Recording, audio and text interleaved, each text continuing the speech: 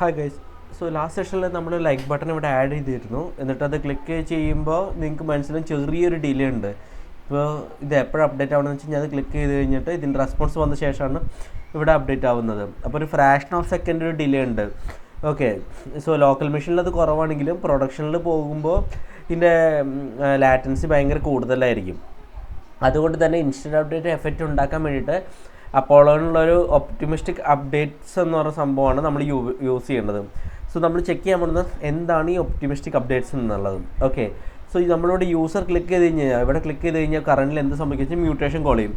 So mutation call ചെയ്തിട്ട് തന്നെ ചെയ്യുമ്പോൾ തന്നെ നമുക്ക് ഗസ്റ്റ് റെസ്പോൺസ് എന്ന് പറഞ്ഞിട്ട് അപ്പോളോന് കൊടുക്കണം. ഓക്കെ, അപ്പോളോ ആ ഗസ്റ്റ് റെസ്പോൺസ് എടുത്ത് ലോക്കൽ സ്റ്റോറിൽ അപ്ഡേറ്റ് ചെയ്യുന്നു. എന്നിട്ട് റിയാക്ട് UI ഉടനെ അപ്ഡേറ്റ് ചെയ്യും. പിന്നെ ബാക്ക് എൻഡിലേക്ക് നെറ്റ്വർക്ക് റിക്വസ്റ്റ് പോയിട്ട് കറസ്പോണ്ടിങ് ഇപ്പോൾ ഒരു ഫ്രാക്ഷൻ ഓഫ് സെക്കൻഡ് കഴിഞ്ഞ് റെസ്പോൺസ് ഒക്കെ വന്നു കഴിഞ്ഞാൽ Apollo local store real data കൊണ്ട് അപ്ഡേറ്റ് ചെയ്യുകയും ചെയ്യും.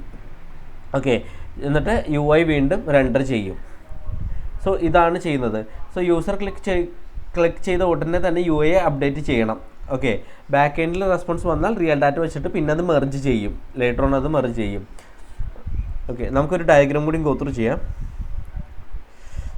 ഓക്കെ, സോ ഇപ്പോൾ ഡയഗ്രാം നോക്കിക്കഴിഞ്ഞാൽ ടോപ്പ് ടു ബോട്ടമിൽ ടൈമാണ് പാസ് ചെയ്യുന്നത് മോളിൽ നിന്ന് താഴത്തേക്ക്. പിന്നെ ഇവിടെ മ്യൂട്ടേഷൻ കോൾ ഉണ്ട് ഫസ്റ്റ്. അപ്പോൾ അപ്പോളോ മ്യൂട്ടേഷൻ കോൾ കഴിഞ്ഞിട്ട് നമ്മൾ വെച്ചാൽ അപ്പോളോ ഒരു ഗസ്റ്റ് റെസ്പോൺസ് അപ്ലൈ ചെയ്യുന്നു. അത് ഇൻസ്റ്റൻറ്റ് UI അപ്ഡേറ്റ് ആകും. UI ഇൻസ്റ്റൻറ്റ് ഓട്ടോമാറ്റിക്കലി അപ്ഡേറ്റ് ആകും. അത് കഴിഞ്ഞിട്ട് നെറ്റ്വർക്ക് റിക്വസ്റ്റ് പെൻഡിങ്ങിലേക്ക് പോകും. ഓക്കെ, അത് കഴിഞ്ഞ് സെർവറിൽ നിന്ന് റെസ്പോൺസ് വരുന്ന ശേഷം അപ്പോളോ സ്റ്റോർ റിയൽ ഡാറ്റ കൊണ്ട് റീപ്ലേസ് ചെയ്യപ്പെടും. ഓക്കെ, അങ്ങനെ UI വീണ്ടും അപ്ഡേറ്റ് ആവും. അതാണ് ആക്ച്വലി ചെയ്യുന്നത്. സോ ചാലഞ്ച് ഇതിലെന്ന് വെച്ചാൽ ഗസ്റ്റ് റെസ്പോൺസ് എങ്ങനെ സെറ്റ് ചെയ്യുന്നുള്ളതാണ്. ഗസ്റ്റ് റെസ്പോൺസ് എന്ന് പറഞ്ഞാൽ സെർവർ റിട്ടേൺ ചെയ്യുന്ന സ്ട്രക്ചർ പോലെ തന്നെ ആയിരിക്കണം ഗസ്റ്റ് റെസ്പോൺസും കൊടുക്കുന്നത്. ഉദാഹരണത്തിന് നമ്മൾ ലൈക്ക് ലിറിക്ക് കൊടുത്തു കഴിഞ്ഞാൽ ഇവിടെ നമുക്ക് ചെക്ക് ചെയ്ത് കഴിഞ്ഞാൽ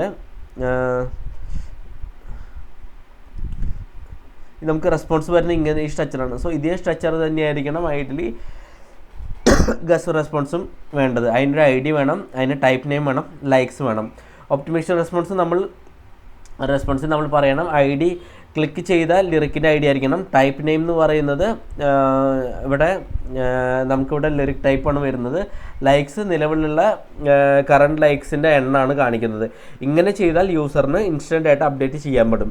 സോ ഇത് നമ്മൾ തിയറിറ്റിക്കലി പറഞ്ഞുള്ളൂ ഇന്നത്തെ ക്ലാസ്സിൽ. സോ നമുക്ക് അടുത്ത ക്ലാസ്സിൽ ഇതെങ്ങനെ ഇംപ്ലിമെൻറ്റ് ചെയ്യാൻ നോക്കാം. നിങ്ങൾക്ക് മനസ്സിലായെന്ന് വിചാരിക്കുന്നു.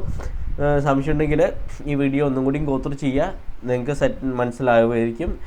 ആസ് യൂഷ്വൽ എന്തെങ്കിലും ഡൗട്ട്സ് ഉണ്ടെങ്കിൽ കമൻസിൽ മെൻഷൻ ചെയ്താൽ ഞാൻ ക്ലിയർ ചെയ്ത് തരാം. സോ ഇന്നത്തെ വീഡിയോ ഞാൻ വിളിച്ച റാപ്പ് ചെയ്യണം. Thanks lot. ബൈ.